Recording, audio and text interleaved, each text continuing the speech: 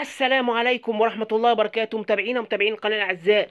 يلا بينا نشوف أساطير ليفربول عملوا إيه النهاردة مع محمد صلاح اللي تألق في مباراة ليفربول وأستون فيلا وسجل الهدف الأول عشان يفوز ليفربول على أستون فيلا النهاردة بنتيجة 2-0 بعد سلسلة هزائم، 4 هزائم متتالية في الدوري الإنجليزي، ويرتفع رصيده في الدوري الإنجليزي من المركز العاشر للمركز الثالث بتساوي الأهداف مع بورنموث. ولكن لسه بورنموث لسه ليه مباراة غدا إن شاء الله.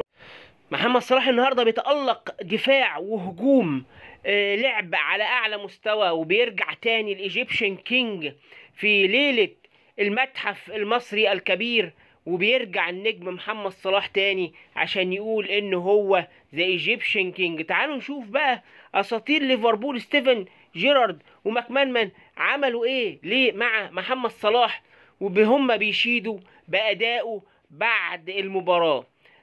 يلا بينا نشوف اللقاء الجميل جدا.